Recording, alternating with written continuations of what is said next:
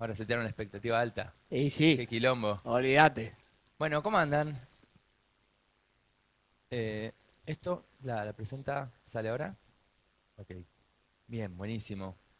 Mi nombre es Alan Deitch. Para los que no me conocen, yo vengo del mundo del emprendedurismo. Tuve una empresa de data, me fue bien, la vendí. Pasé por esta institución 2 años, estudié economía, después la dejé, entonces soy principalmente autodidacta, pero acá aprendí muchísimas cosas que después me sirvieron para la vida en general. Y hoy me dedico sobre todo a la divulgación de inteligencia artificial y de tecnología y bastante también de emprendedurismo, porque como vengo de ese lado, son las cosas que a mí más me interesa quizás hablar, tratar de explicarlo de la manera más fácil posible para que más gente se anime a subirse a esto que para mí está buenísimo. Y para hoy, que hace como 10 años que no vengo a la facultad, me convocaron para hablar de un tema que está bastante en auge. ¿Escucharon hablar de la inteligencia artificial alguna vez? Ah, ajá, todo el mundo. Entonces, hay una frase que se repite mucho, con la que yo quiero empezar, que es, cada pregunta que le haces a una inteligencia artificial cuesta electricidad y agua de verdad. Y acá, sabiendo esto, que escuchamos tanto, me dijeron, che, ¿por qué no venís a dar una charla? El título es, ¿la inteligencia artificial puede salvar al planeta? Si acabamos de decir que consume parte del planeta. Quiero dividir la respuesta en dos partes. La primera, el agua que usan los servidores, que está muy de moda esto de eh, que los servidores usan mucha agua y por lo tanto hay que cuidarla y hay que tratar de hacer menos prompts y usar menos el mail y todo. Para empezar, los servidores de inteligencia artificial usan el agua ¿para qué? Para enfriar. Se calientan tanto que necesitan traer agua, sobre todo agua dulce, porque la salada rompe las cañerías, y con eso enfrían. Y esa agua no desaparece, vuelve al ecosistema. Obviamente, vuelve con más temperatura, lo cual es peligroso para mantener algunas especies marinas, se evapora, entonces vuelve en otra parte del planeta que quizás no es tan necesaria, pero sobre todo yo lo que quiero hacer foco es en la escala del problema. Comprarse un jean es equivalente más o menos, porque las estadísticas de esto son bastante falopa y yo creo que durante varios años lo van a hacer, son 100 años de usar inteligencia artificial, comprarse un jean, en consumo de agua. Entonces, para mí no hay un problema en el agua. Entonces no hay ningún problema, sí hay problema de sustentabilidad. ¿En dónde?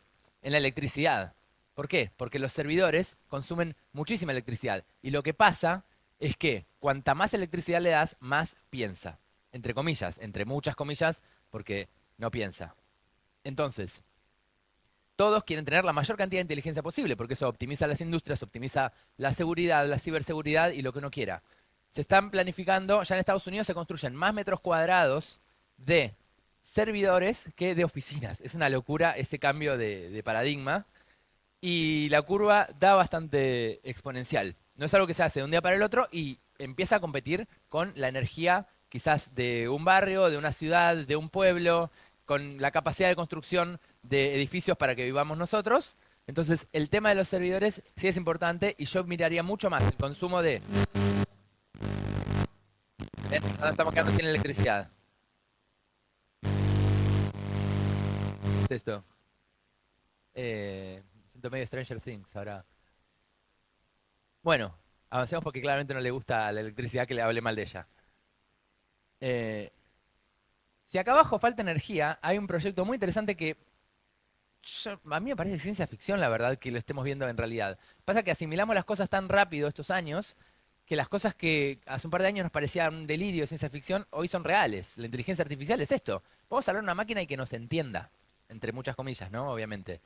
Pero yo le puedo explicar algo, le puedo decir así nomás que se fije en mi mail y me haga la factura y dé una vuelta no sé qué, y lo hace, y se lo explico con errores de ortografía en distintos idiomas. Hay cosas que le dije mal, le dije el coso del coso y medio que lo casó igual a veces. Entonces, entre las cosas que a mí me parecen más ciencia ficción, está el tema de la solución propuesta hoy por las grandes tecnológicas, que es, bueno, en la Tierra estamos compitiendo con la energía humana.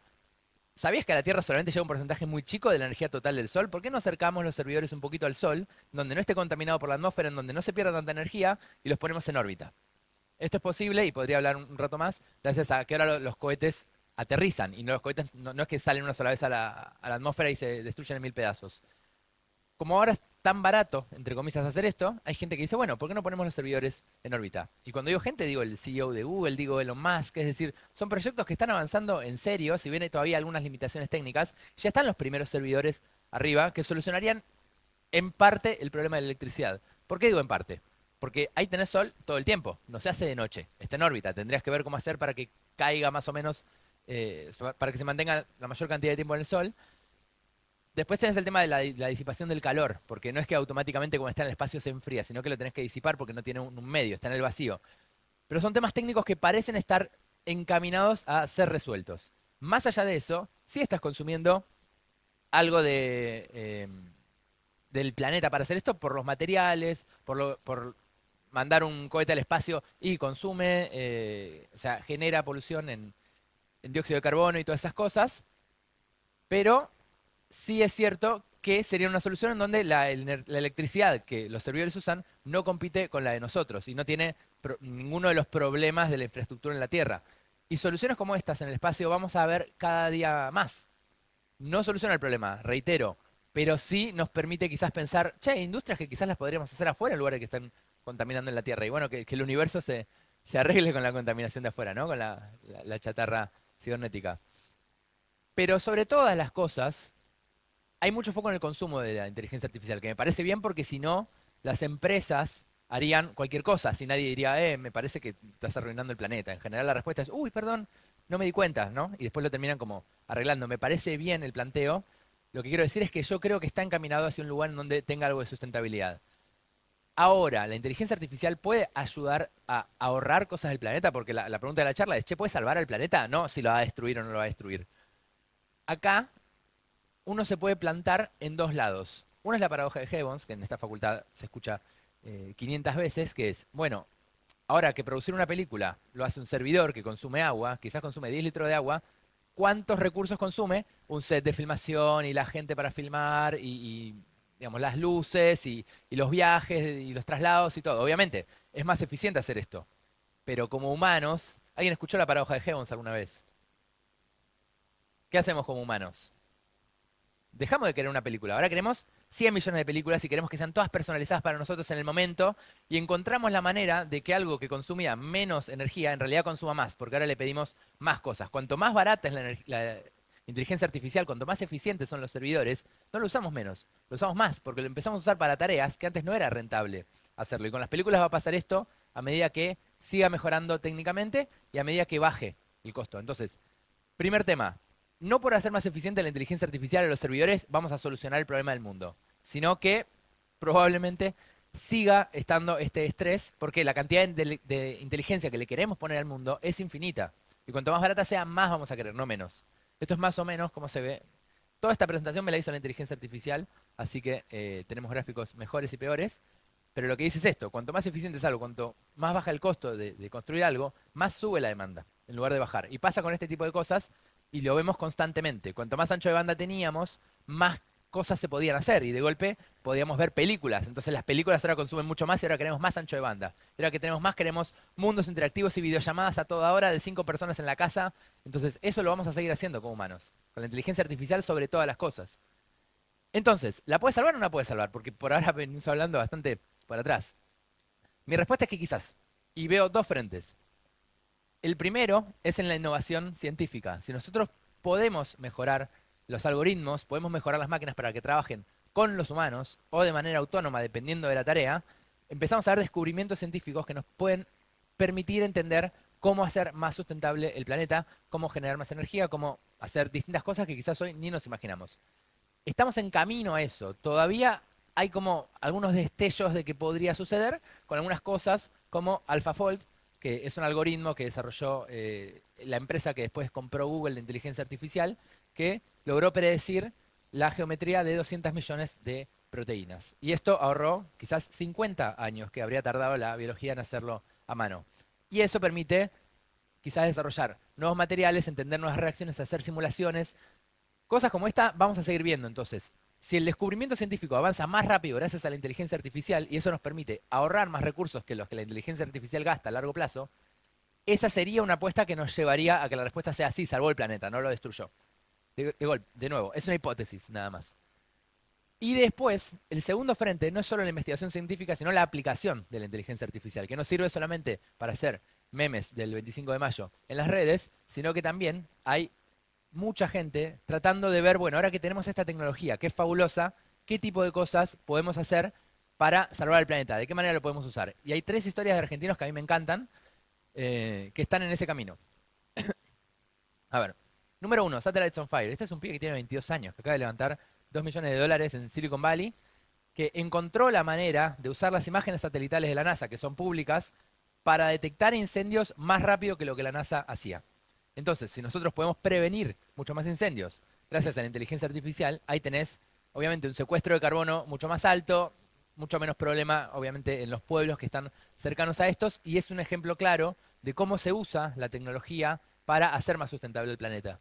El segundo ejemplo que a mí me gusta es Waterplan, que de hecho acá fui de los primeros en invertir en su momento, que es, lo que dijeron es, bueno, están los servidores, el problema del futuro va a ser que nos falta agua, que es algo que escuchamos bastante.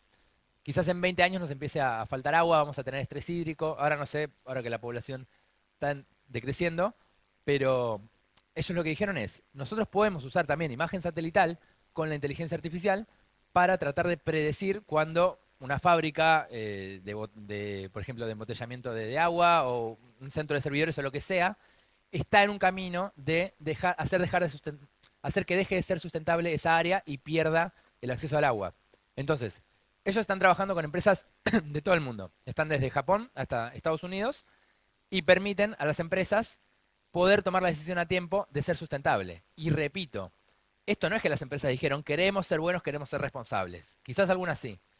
Pero a las empresas no les conviene que una región se quede sin agua. Los cientos de millones de dólares que cuesta hacer esa instalación no sirven. ¿Sí? Le prohíben seguir usando agua, si se seca, si lo que sea. Entonces, está muy alineado a los objetivos y me pareció bastante interesante el planteo que hicieron.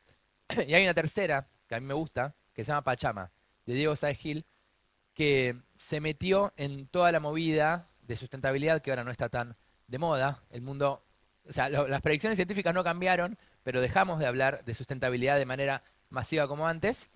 Pero cuando estaba de moda la sustentabilidad, se empezó a hablar de, yo soy una empresa, genero emisiones de dióxido de carbono. Una manera que yo tengo, obviamente, es tratar de reducirlas, pero otra, también las que no puedo reducir, es tratar de compensar. Si yo planto muchos árboles que secuestran dióxido de carbono, quizás se neutraliza el efecto que yo estoy haciendo en el mundo. Medio dudoso, pero esto es mucho mejor que no hacer nada. Por lo menos las tenés plantando árboles o tratando de compensar la huella de carbono. El problema que atacó Pachama es cómo sé, como empresa, si le pago a alguien para que haga bosque, si compro crédito de carbono, que realmente el árbol está ahí, que no hay ningún problema, que realmente se secuestró lo que se tenía que secuestrar, y ellos se metieron también con inteligencia artificial, con imagen satelital, a solucionar este problema para hacer el monitoreo y certificar que los créditos de carbono realmente son sustentables. Estoy hablando de tres argentinos en Silicon Valley que levantaron mucha plata y que están encontrando la manera de mezclar los intereses del mercado con los intereses del planeta. Entonces, estamos en la Facultad de Económicas, el rumbo de la tecnología lo definen, para mí, por haber estudiado acá, probablemente de formación profesional, si bien estudié un par de años nada más, los incentivos económicos, más allá de la buena voluntad de la gente. Entonces, en el momento en que la sustentabilidad estaba de moda, teníamos a todas las empresas queriendo comprar créditos de carbono, queriendo mostrar que son más sustentables, todo eso. ¿Por qué? Porque los accionistas, si no, veían que esa empresa en el futuro tenía riesgo de ser regulada o riesgo de quedarse sin materiales y por lo tanto invertían mucho en eso. Ahora que la palabra no se escucha tanto, tenemos muchas menos inversiones porque no les afecta tanto al precio de la acción o a la proyección de retorno futuro o a todo eso. Entonces los incentivos económicos es lo más importante de todo esto. Eh, entonces, para mí, lo importante de la inteligencia artificial es de qué manera podemos ayudar a alinearlos. Una opción, obviamente, es la regulación de decir, mira, amigo, si vas a poner un data center acá, si vas a poner lo que sea, tenés que compensarlo de alguna manera, tenés que garantizar que sea sustentable, o si no, obviamente, tenés multas o algún tipo de legislación que haga que esto no compita con las necesidades de la humanidad. ¿Por qué? Porque ahí uno le pone el incentivo económico como para que esto tenga sentido. Y en segundo lugar están estas ideas para mí muy ingeniosas de startups, en donde uno dice, bueno, estos son los intereses del mercado, estos son los intereses del planeta, hay una intersección en el medio y ahí es donde lo podemos aplicar. Entonces, ¿la inteligencia artificial va a salvar al planeta? Es una herramienta, es como un cuchillo, como un tenedor. En definitiva, depende mucho de cómo lo usemos nosotros, de qué incentivos económicos le ponemos y del planeta que querramos construir. Así que la inteligencia artificial no sé si va a salvar al planeta, pero nosotros quizás. Muchas gracias. Gracias, Alan. Qué bueno escucharte, qué bueno escucharte. Sabés que cuando nosotros armamos Geo en el 2019, el lema que surgió en una entrevista que a mí me hicieron para un programa era: el desarrollo sustentable es un buen negocio. Y yo soy un convencido de eso, que si es un buen negocio, va a suceder. ¿Por qué? Y porque hay mucho incentivo, porque el capitalismo funciona de esa forma y es muy pragmático. Estudiamos acá. Entonces es lo que nos toca. Entonces el desafío es seguir trabajando para que sea un buen negocio. Porque obviamente en términos de futuro, en términos de construcción, en términos de comunidad, es un buen negocio. Pero bueno, a veces el capitalismo va a lo más cortito. Pero nada, muchas gracias por estar. La verdad que te agradezco. No sé, a mí me encantó. Yo me quedé ahí pendiente, escuchando. Y qué bueno que nada, hayas pasado por acá y te hayas sumado, porque a veces la facultad nos suma de distintas formas, no necesariamente es el título el valor que te da la universidad, sino sobrevivir en estos pasillos hermosos que te enseñan un montón de cosas. Así que, y te cruzan y en lo personal que me cruzan con gente como vos. Gracias. Bueno, gracias a vos por la invitación y bueno, éxitos. Gracias.